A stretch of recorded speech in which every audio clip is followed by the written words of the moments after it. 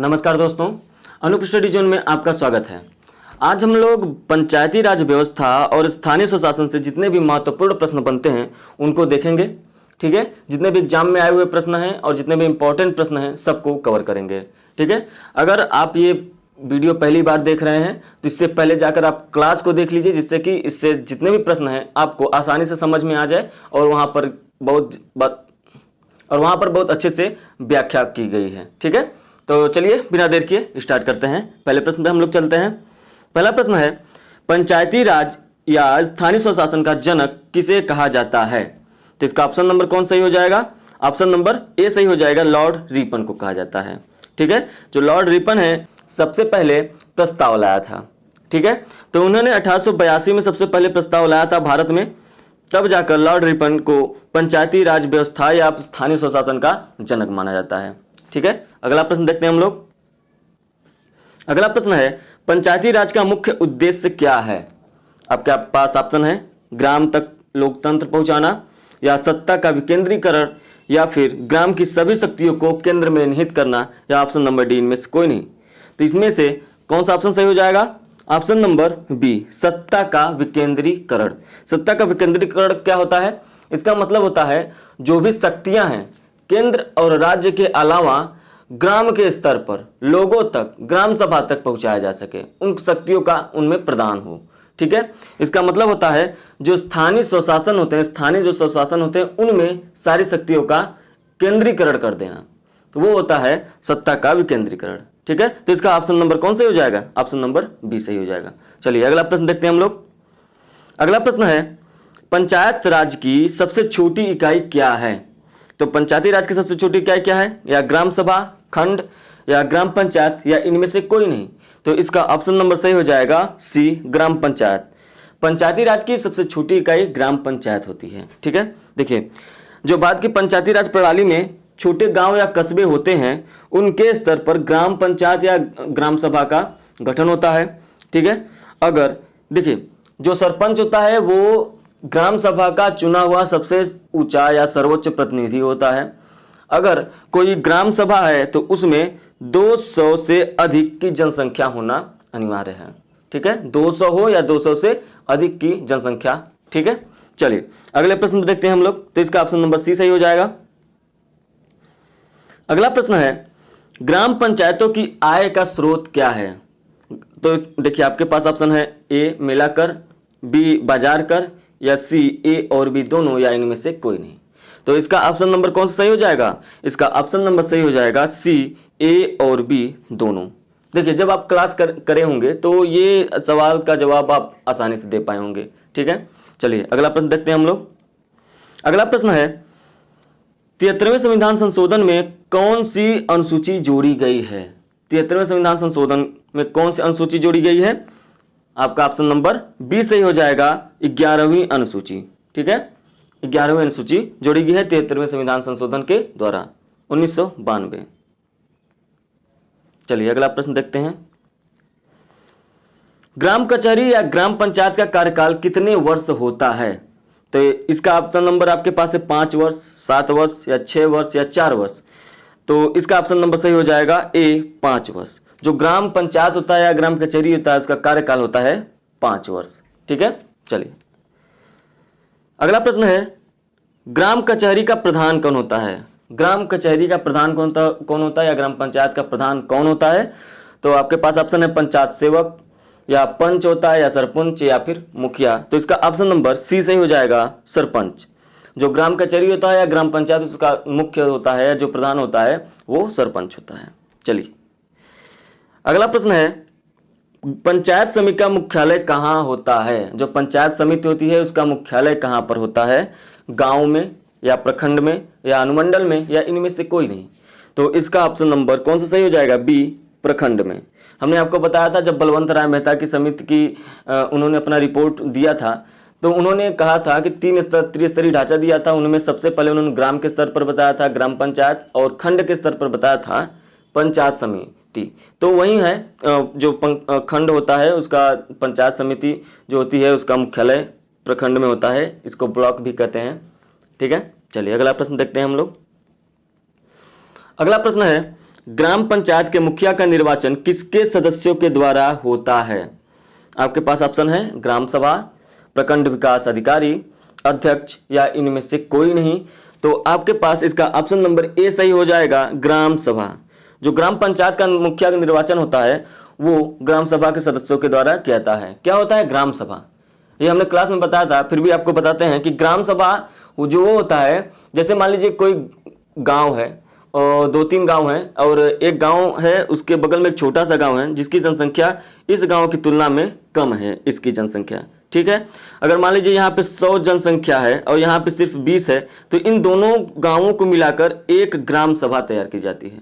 और ग्राम सभा के अंतर्गत वे सभी लोग आते हैं जो मतदाता सूची में जो पंजीकृत होते हैं वो ग्राम सभा के अंतर्गत आते हैं, ठीक है। चलिए अगला प्रश्न है, जिला परिषद का प्रधान कौन होता है?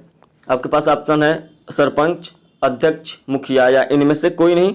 तो ये ऑप्शन नंबर बी सही हो जाएगा, अध्यक्ष। जो जिला परिषद का प्रधान होता है वो अध्यक्ष होता है। ये हमने आपको बताया था जब त्रिस्तरीय ढांचा पढ़ा रहे थे फिर भी, और उसके बाद 73वें संविधान संशोधन में जब हमने बताया था कि त्रिस्तरीय ढांचा को लगाया गया है, तो वहाँ पे हमने बताया था कि इसका जो मुख्य होता है जिला परिषद का वो जिलाधीश होता है। इसका मतलब अध्यक्ष। इसका ऑप्शन नंबर बी सही हो जाएगा। चलिए अगले प्रश्न पर चलते हैं। अगला प्रश्न है, यदि पंचायत भंग होती है तो किस अवधि के अंदर चुनाव होंगे? तो इस आपके पास ऑप्शन है 3 माह, 1 माह, 6 माह या 1 वर्ष। तो इसका ऑप्शन नंबर सी सही हो जाएगा, 6 माह के भीतर, ठीक है। यदि पंचायत भंग होती है तो 6 माह के भीतर ही क्या होता है, उसके अंदर चुनाव करा लिए जाते हैं, ठीक है। अगला प्रश्न है, निम्न में से किस राज्य में पंचायती राज संस्थाओं में 50% स्थान महिलाओं के लिए आरक्षित नहीं किए गए हैं? ये आप ध्यान से प्रश्न देखिएगा, यहाँ पे ये नहीं पूछा है कि 50% स्थान महिलाओं के लिए आरक्षित किया गया है, यहाँ पर पूछा गया है आरक्षित नहीं किया गया है। तो इसका ऑप्शन नंबर बी सही हो जाएगा, उत्तर प्रदेश। उत्तर प्रदेश में 50% जो है स्थान महिलाओं के लिए नहीं दिया गया है, मतलब 1/2 आरक्षित नहीं किया गया है, बल्कि बिहार, मध्य प्रदेश और हिमाचल प्रदेश में 1/2 आरक्षित किया गया है। इनमें से मध्य प्रदेश जो है वो 1/2 करने वाला, मतलब 50% जो आरक्षण है वो महिलाओं को देने वाला पहला राज्य है, ठीक है। चलिए अगले प्रश्न पर चलते हैं। अगला प्रश्न है, पंचायती संस्थाओं के कर्तव्यों की सूची संविधान की किस अनुसूची में दी गई है? तो किस अनुसूची में दी गई है? ये दी गई है ऑप्शन नंबर ए, 11वीं अनुसूची, ठीक है। इसका ऑप्शन नंबर ए सही हो जाएगा। चलिए अगले प्रश्न पर चलते हैं। तहसील स्तर पर सरकारी निकायों को क्या कहा जाता है? तहसील स्तर पर सरकारी निकायों को क्या कहा जाता है? आपके पास ऑप्शन है नगर पालिका, ग्राम सभा, ग्राम पंचायत या पंचायत समिति। तो इसका ऑप्शन नंबर डी सही हो जाएगा, पंचायत समिति। जो तहसील स्तर पर सरकारी निकाय होते हैं उन्हें पंचायत समिति कहा जाता है, ठीक है। अगला प्रश्न देखते हैं हम लोग।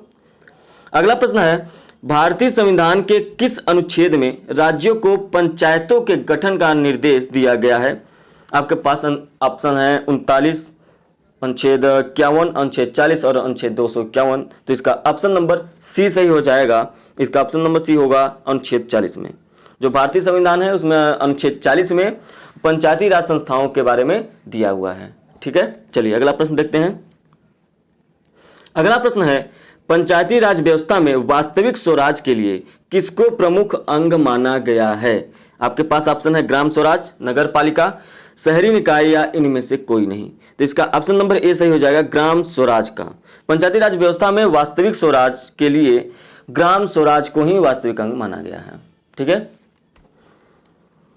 अगला प्रश्न है, एक ग्राम पंचायत में महिलाओं के लिए कितने प्रतिशत पद आरक्षित होने चाहिए? देखिए यहां पर आपको दिया गया है कितने प्रतिशत पद आरक्षित होने चाहिए। जैसा कि 73वें संविधान संशोधन के अंतर्गत सीधे सीधे कहा गया है कि 1/3 जो होगा वो महिलाओं के लिए आरक्षित किए गए हैं। तो यहां से 1/3 मतलब 33%। आपका ऑप्शन नंबर डी सही हो जाएगा। लेकिन कुछ राज्य हैं जहां, जैसे मध्य प्रदेश, अभी हमने पिछले प्रश्न में चर्चा की, मध्य प्रदेश, हिमाचल प्रदेश, बिहार में 1/2 आरक्षित सीट हैं, ठीक है। चलिए अगले प्रश्न चलते हैं। अगला प्रश्न है, पंचायती राज की संकल्पना से क्या तात्पर्य है? पंचायती राज की संकल्पना से क्या? आपके पास ऑप्शन है सत्ता का विकेंद्रीकरण, सत्ता का केंद्रीकरण, ध्रुवीकरण या इनमें से कोई नहीं। तो इसके बाद ऑप्शन कौन से सही हो जाएंगे? ऑप्शन नंबर बी, सत्ता का विकेंद्रीकरण। ठीक है, देखिए सत्ता का विकेंद्रीकरण जो है, विकेंद्रीकरण का मतलब हमने आपको बताया कि जो केंद्र सरकार से, राज्य सरकार से जो शक्तियां हैं वो आकर स्थानीय स्वशासन में एकत्रित हो जाएं। ठीक है, तो वो विकेंद्रीकरण होता है। तो इसका ऑप्शन नंबर बी सही हो जाएगा, सत्ता का विकेंद्रीकरण। ठीक, चलिए अगले प्रश्न चलते हैं हम लोग। अगला प्रश्न है, सरपंच एवं उप सरपंच की अनुपस्थिति में ग्राम सभा बैठक की अध्यक्षता कौन करता है? तो इसका ऑप्शन नंबर कौन सही हो जाएगा? ऑप्शन नंबर सी सही हो जाएगा, ग्राम सभा द्वारा निर्वाचित व्यक्ति। अब ग्राम सभा क्या होता है, उसमें निर्वाचित व्यक्ति कौन होता है, ये आपको हमने अभी बताया। ठीक है, तो इसका ऑप्शन नंबर सी सही हो जाएगा। अगला प्रश्न है, पंचायती राज व्यवस्था के प्रभावित क्रियान्वयन हेतु केंद्र में अलग से मंत्रालय की स्थापना की गई है, उसका नाम था, उसका क्या नाम था? इसका ऑप्शन नंबर सी सही हो जाएगा, ए और बी दोनों, पंचायती राज और सामुदायिक विकास मंत्रालय दोनों। ठीक है, सामुदायिक विकास मंत्रालय के अंतर्गत ही सामुदायिक विकास कार्यक्रम चलाया गया था। कब चलाया गया था? 1952 में। ठीक, चलिए अगले प्रश्न चलते हैं। अगला प्रश्न है, करारोपण एवं लेखा ग्राम पंचायत की किस समिति के क्षेत्राधिकार में आते हैं? तो इसका ऑप्शन नंबर कौन सही हो जाएगा? ऑप्शन नंबर बी सही हो जाएगा, सामान्य प्रशासन समिति के अंतर्गत आते हैं। ठीक है, अगला प्रश्न है, सामुदायिक विकास कार्यक्रम कब प्रारंभ किया गया? तो सामुदायिक विकास कार्यक्रम कब प्रारंभ किया गया? इसका जवाब तो हमने पहले ही दे दिया, लेकिन फिर भी आपके पास ऑप्शन है 2 अक्टूबर 1950, 5 सितंबर 1952, 3 जुलाई 1947 या 2 अक्टूबर 1952 को। तो इसका ऑप्शन नंबर डी सही हो जाएगा, 2 अक्टूबर 1952 को। देखिए जो सामुदायिक विकास कार्यक्रम है, इसका उद्देश्य क्या था? इसका उद्देश्य था कि लोगों में आत्मनिर्भरता हो। देखिए सामुदायिक विकास से आपको पता चल रहा हो किसी समुदाय का विकास होना या प्रगति करना। ठीक है, तो सामुदायिक विकास का जो योजना था, ये जो कार्यक्रम था, इसका उद्देश्य सिर्फ रोटी कपड़ा मकान स्वास्थ्य शिक्षा यहीं तक सीमित नहीं था, ये इसके अलावा भी संसाधनों पर भी डिपेंड था। यहाँ तक कि इसका ये उद्देश्य था, कि ग्रामीण जो जनता है उसके जो मानसिक दृष्टिकोण से वो आत्मनिर्भर हो। मतलब कि जो भी ग्रामीण जनता है वो खुद से ही क्या हो कि अपने अंदर जब तक विश्वास यह न पैदा हो जाए कि वो अपना विकास स्वयं कर सकता है। ठीक है, और अपनी समस्याओं को स्वयं सॉल्व कर सकता है। तो इसका यही उद्देश्य था कि ग्रामीण जनता के मानसिक दृष्टिकोण से परिवर्तन लाना। ठीक है, उसके बाद इसके अलावा इसमें 8 जो है योजनाओं के अंतर्गत उसका उद्देश्य था, जो आपके स्क्रीन पे दिख रहे हैं, देख लीजिए। इसके अलावा यही 8 उद्देश्य थे ग्रामीण सामुदायिक विकास कार्यक्रम के। देखिए इसमें कौन कौन है? ग्रामीण जनता के मानसिक दृष्टिकोण में परिवर्तन लाना, दूसरा है गांवों में उत्तरदायी तथा कुशल नेतृत्व का विकास करना, और तीसरा है संपूर्ण ग्रामीण जनता को आत्मनिर्भर एवं प्रगतिशील बनाना। उसके बाद चौथा कहा गया है ग्रामीण जनता के आर्थिक स्तर को ऊंचा उठाने के लिए एक और कृषि का आधुनिकीकरण करना, और दूसरी ओर ग्रामीण उद्योगों में विकास करना या विकसित करना। पांचवा कहा गया था, इसका उद्देश्य क्या था? पांचवा कि इन सुधारों को व्यावहारिक रूप देने के लिए ग्रामीण स्त्रियों एवं परिवारों की दशा में सुधार करना। उसके बाद कहा गया कि राष्ट्र के भावी नागरिकों के रूप में युवकों के समुचित व्यक्तित्व की विकास करना। उसके बाद ग्रामीण शिक्षकों के हित में सुरक्षित रखना, और 8वां का उद्देश्य था इसका ग्रामीण समुदाय में स्वास्थ्य की रक्षा करना। तो हमने बताया यहाँ तक कि भौतिक संसाधन तक ही सीमित नहीं था, इन सब चीज़ों को आपको ध्यान में रखना है। ठीक है, चलिए अगला प्रश्न देखते हैं हम लोग। अगला प्रश्न है 2 पंचायतों के मध्य विवाद की दशा में विवाद का निपटारा अंततः किसके द्वारा किया जाता है? तो किसके द्वारा किया जाता है? ऑप्शन नंबर इसका बी सही हो जाएगा, राज्य शासन द्वारा। याद रखिएगा, राज्य शासन द्वारा। चलिए अगला प्रश्न देखते हैं। अगला प्रश्न है देश के सामाजिक व सांस्कृतिक उत्थान के लिए निम्न में से कौन सा कार्यक्रम चलाया गया था? तो कौन सा कार्यक्रम चलाया गया था? सामुदायिक विकास कार्यक्रम। ठीक है, देश के सामाजिक और सांस्कृतिक उत्थान के लिए सामुदायिक विकास कार्यक्रम चलाया गया था। तो इसका ऑप्शन नंबर ए सही हो जाएगा। ठीक, चलिए अगला प्रश्न देखते हैं। ग्राम पंचायतों के कार्यों का सामाजिक अंकेक्षण कौन करता है? अंकेक्षण का मतलब क्या होता है? गणना करना, ठीक है, या जांच करना। तो इसका ऑप्शन नंबर कौन सा सही हो जाएगा? इसका ऑप्शन नंबर सही हो जाएगा सी, ग्राम सभा। जो ग्राम पंचायत के जो कार्य होते हैं उनका सामाजिक अंकेक्षण ग्राम सभा करती है, ठीक है। अगला प्रश्न है, जनपद पंचायत पर नियंत्रण कौन करता है? जनपद पंचायत पर नियंत्रण कौन करता है? देखिए इसमें थोड़ा सा ऑप्शन में मिस्टेक है। ये ग्राम पंचायत मुखिया होता है, प्रधान होता है, या नगर पंचायत प्रधान होता है, और ये मेयर ऑप्शन सही है।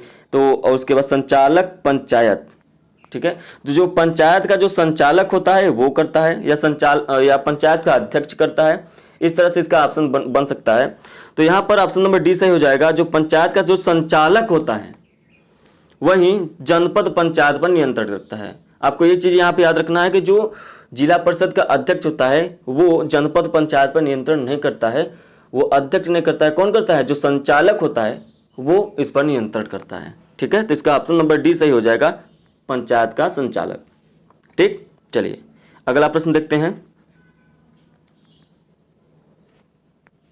अगला प्रश्न है, ग्राम पंचायत सदस्यों का कार्यकाल कितना होता है? ये देखिए बहुत ही इंपॉर्टेंट प्रश्न है। ये प्रश्न जो है एग्जाम में आया हुआ है, तो इसको आपको याद रखना है कि ग्राम पंचायत सदस्यों का जो कार्यकाल होता है वो 5 वर्ष होता है, ठीक है, 5 वर्ष होता है। चलिए अगला प्रश्न देखते हैं। अगला प्रश्न है, संविधान के किस भाग तथा अनुच्छेद में पंचायती राज व्यवस्था का वर्णन है? किस अनुच्छेद में है, किस भाग में है, ये आपको क्लास में बताया गया है। आप जाकर क्लास देख लीजिए, आपके सारे डाउट क्लियर हो जाएंगे, ठीक है। तो इसका ऑप्शन नंबर कौन सही हो जाएगा? इसका ऑप्शन नंबर बी सही हो जाएगा, भाग 9 और अनुच्छेद 40 में, ठीक। अगला प्रश्न है, जनपद पंचायत में कितने निर्वाचन क्षेत्र होते हैं? जनपद पंचायत में कितने निर्वाचन क्षेत्र होते हैं? तो इसका ऑप्शन नंबर कौन सही हो जाएगा? सी, न्यूनतम 10 और अधिकतम 25। कम से कम 10 तो होंगे और अधिक से अधिक 25 ही हो सकते हैं, ठीक है। चलिए अगला प्रश्न है, पंचायती राज व्यवस्था में पंचायत समिति किस स्तर पर गठित होती है? तो किस स्तर पर गठित होती है? आपके पास ऑप्शन है जिला स्तर पर, या ब्लॉक स्तर पर, या मंडल स्तर पर, और या फिर राज्य। इसका ऑप्शन नंबर कौन सही हो जाएगा? ब्लॉक स्तर पर। पंचायती राज व्यवस्था में पंचायत समिति, जो कि जैसा कि हमने त्रिस्तरीय ढांचा में आपके सामने साफ साफ कहा गया है कि किस स्तर पर कौन सी समिति होगी। इसका ऑप्शन नंबर बी सही हो जाएगा, ब्लॉक स्तर पर। चलिए अगला प्रश्न देखते हैं। किसके अंतर्गत पंचायती राज व्यवस्था का वर्णन है? आपके पास ऑप्शन है मूल कर्तव्य सिद्धांत पर, या मौलिक अधिकार सिद्धांत पर, या नीति निर्देशक सिद्धांत पर, या इनमें से कोई नहीं। तो इसके बाद आपको पता चल ही गया होगा कि इसका ऑप्शन नंबर सी सही है, नीति निर्देशक सिद्धांत पर, ठीक है। इसका ऑप्शन नंबर सी सही हो जाएगा। अगला प्रश्न देखते हैं। अगला प्रश्न है, पंचायत के मुख्य कार्य कितने हैं? पंचायत के मुख्य कार्य कितने हैं? तो आपके पास है 30, 20, 49 या 29। तो इसका ऑप्शन नंबर कौन सा सही हो जाएगा? अगर आपने क्लास किया होगा तो जाहिर सी बात है आपका आंसर सही हो गया होगा, ऑप्शन डी, 29 कार्य होते हैं। देखिए जो ये 29 कार्य हैं, ये आपको 73वें संविधान संशोधन के अंतर्गत सीधे सीधे कहा गया है कि 29 कार्य होंगे स्थानीय स्वशासन के लिए, और ये जो 29 कार्य हैं ये 11वीं अनुसूची में इसका वर्णन किया गया है, ठीक है। चलिए अगला प्रश्न देखते हैं हम लोग। अगला प्रश्न है, किस समिति ने पंचायत को टैक्स लगाने का अधिकार सिफारिश की थी? किस समिति ने पंचायत को टैक्स लगाने का अधिकार देने की सिफारिश की थी? तो ये इसका ऑप्शन नंबर डी सही हो जाएगा, अशोक मेहता समिति ने, ठीक है। इसका ऑप्शन नंबर कौन सही हो जाएगा? डी सही हो जाएगा, अशोक मेहता समिति ने। अगला प्रश्न है, संविधान के किस संशोधन द्वारा पंचायती राज संस्थाओं को संवैधानिक दर्जा दिया गया है? इसके बाद देखिए आपके पास ऑप्शन है 42वें संविधान संशोधन, या 44वें संविधान संशोधन, 73वें संविधान संशोधन, या 78वें संविधान संशोधन। तो इसका ऑप्शन नंबर सी सही हो जाएगा, 73वें संविधान संशोधन के द्वारा, ठीक। चलिए अगला प्रश्न देखते हैं। अगला प्रश्न है, स्थानीय स्वशासन को लोकतंत्र की पाठशाला किसने कहा था? तो आपके पास ऑप्शन क्या है? दादा भाई नौरोजी हैं, लॉर्ड ब्राइस हैं, माउंटबेटन है, इनमें से कोई नहीं। तो इनमें से ऑप्शन नंबर बी सही हो जाएगा, लॉर्ड ब्राइस। लॉर्ड ब्राइस ने स्थानीय स्वशासन को लोकतंत्र की पाठशाला कहा था, ठीक है। चलिए अगला प्रश्न देखते हैं। अगला प्रश्न है, पंचायती राज संस्थाओं के निर्वाचन हेतु कौन उत्तरदायी होता है? कौन उत्तरदायी होता है? राज्य निर्वाचन आयोग। जो भी निर्वाचन होते हैं वो राज्य निर्वाचन आयोग ही करता है। ठीक है, चलिए अगला प्रश्न। अगला प्रश्न है, किस राज्य में पंचायती राज प्रणाली नहीं है? ऐसे कौन सा राज्य है जिसमें पंचायती राज प्रणाली नहीं है? तो आपके पास ऑप्शन है अरुणाचल प्रदेश, मेघालय, मिजोरम या उपरोक्त सभी। तो ये देखिए, इसमें ऑप्शन नंबर डी सही हो जाएगा, उपयुक्त सभी। अरुणाचल प्रदेश में और मेघालय में और मिजोरम में, इन तीनों में पंचायती राज प्रणाली नहीं है। इसके अलावा लक्षद्वीप में भी नहीं है। ठीक है, तो कुछ ऐसे क्षेत्र हैं जहां पर पंचायती राज व्यवस्था को या पंचायती राज प्रणाली को जगह नहीं दिया गया है। ठीक है, चलिए अगला प्रश्न देखते हैं। पंचायत स्तर पर राज्य सरकार का प्रतिनिधित्व कौन करता है? पंचायत स्तर पर राज्य सरकार का प्रतिनिधित्व कौन करता है? कौन करेगा? ऑप्शन नंबर सी, ग्राम प्रधान। ठीक है, पंचायत स्तर पर ग्राम प्रधान जो है राज्य सरकार का प्रतिनिधित्व करता है। अगला प्रश्न है, पंचायत के चुनाव हेतु कौन कार्य करता है? पंचायत के चुनाव हेतु कौन कार्य करेगा? जाहिर सी बात है, कौन कार्य करेगा? ऑप्शन नंबर ए सही हो जाएगा, राज्य सरकार। ठीक है, चुनाव हेतु निर्णय जो लेगा, निर्णय कौन करेगा? निर्णय करेगा राज्य सरकार। चलिए अगला प्रश्न। अगला प्रश्न है, सर्वप्रथम किस प्रधानमंत्री के कार्यकाल में पंचायती राज व्यवस्था लागू किया गया था? तो इसका ऑप्शन नंबर डी सही हो जाएगा, जवाहरलाल नेहरू के कार्यकाल में। जवाहरलाल नेहरू के कार्यकाल में पंचायती राज व्यवस्था को लागू किया गया था। सबसे पहले नागौर जिले में, राजस्थान के नागौर जिले में पंडित जवाहरलाल नेहरू ने ही सबसे पहले पंचायती राज व्यवस्था का किया था 2 अक्टूबर को। ठीक है, 2 अक्टूबर को। इसके बाद 11 अक्टूबर को आंध्र प्रदेश के महबूबनगर जिले में किया गया, सादनगर विकास खंड में। ठीक है, तो आज से जितने भी इंपॉर्टेंट प्रश्न बन सकते थे उनको हमने कवर कर लिया है, और इसके बाद जो भी क्लासेस चलेंगी फिर उसका महत्वपूर्ण प्रश्न और एग्जाम में प्रश्नों का संकलन जो आपको दिया जाएगा। ठीक है, आशा करते हैं आपको ये वीडियो पसंद आई होगी। पसंद आई हो तो लाइक करें, शेयर करें और कमेंट करें, और चैनल को सब्सक्राइब करना ना भूलें, जिससे कि जो भी वीडियो आगे पढ़े वो आपको मिलती रहे, नोटिफिकेशन के रूप में मिल जाए। ठीक है, चलिए मिलते हैं नेक्स्ट वीडियो में, तब तक के लिए धन्यवाद।